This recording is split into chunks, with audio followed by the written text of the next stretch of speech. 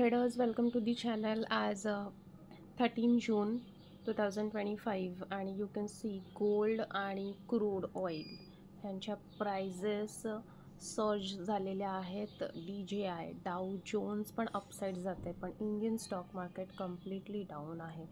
तर गोल्डबद्दल जे आपण डिस्कशन केलं होतं ऑन 6 जून 2025ला, जेव्हा RBIने रेपो रेट कट केला होता, तेव्हा मी म्हटलं होतं की हा गोल्डचा जो ग्राफ आहे तो त्याच्या प्रिव्हियस हिस्ट्रीसारखाच थोडाफार बिहेव करतो आहे. आणि नाऊ यू कॅन सी की गोल्डच्या या ग्राफने आपल्याला ब्रेकआउट दिलेला आहे. ब्रेकआउट नंतर वी ऑल नो की एक रीटेस्ट होते, रिट्रेसमेंट फेज येते आणि त्याच्यानंतर अपसाईडची रॅली आपल्याला बघायला मिळते. तसंच काहीसं गोल्डच्या बाबतीत घडू शकतं. एक डाऊनफॉल छोटासा, दॅट इज अ रिटेस्टिंग बघायला मिळू शकते. पण देन अल्टिमेटली द ग्राफ किंवा prices has to go up. दुसरी बाजू बघायची झाली तर क्रूड ऑइलचा ग्राफ पण एका चॅनल पॅटर्नमध्ये स्टक झाला होता. इन्व्हर्टेड चॅनल पॅटर्न होता. जनरली असा चॅनल पॅटर्न असला की डाऊन साईडने ब्रेकडाऊन बघायला मिळतो.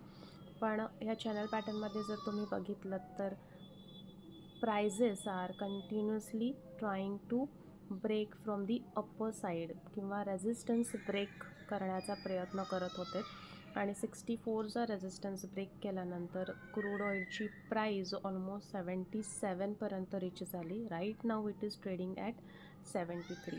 असं म्हणतात की 80 to 85च्या मध्ये जर क्रूड ऑइलच्या प्राइजेस गेल्या तर ग्लोबली जे इन्फ्लेशन आहे ते खूप अपसाईड जातं आणि स्टॉक मार्केटमध्ये त्याचे रिपरकेशन्स बघायला मिळतात, रेसिप्रोकेट होतात. म्हणजेच काय, तर स्टॉक मार्केट डाऊन साईडला जात आहे असं आपल्याला बघायला मिळतं. हे फक्त मी नाही म्हणत आहे, हे ऑब्झर्वेशन ॲनालिस्टने सांगितलेलं आहे, डिपेंड किंवा based on the past histories.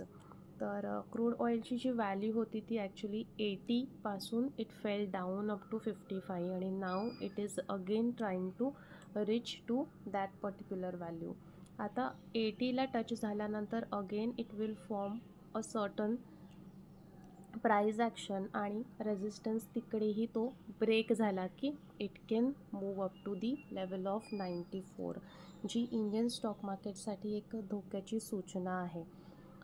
Dow Jones positive दाखवतो आहे, कारण अमेरिका आणि चीनमध्ये जे ट्रेड वॉर सुरू झालं होतं ते आता सेटल झालं आहे. त्यामुळे अमेरिका आणि चीनमधलं ट्रेड वॉर सेटल होणं हे त्यांच्यासाठी म्हणजे US साठी एक पॉझिटिव्ह न्यूज आहे. पण चीन आणि भारत म्हणजे इंडिया या दोघांसाठी म्हणजे specifically for India it is a negative news, because America will have a good trading relationship with the China now. आणि मग इंडियाचं माहीत नाही पुढे कसं काय होणार आहे. So considering all these facts, आता आपल्याला स्टॉक मार्केटमध्ये थोडंसं सांभाळूनच ट्रेड करायचं आहे.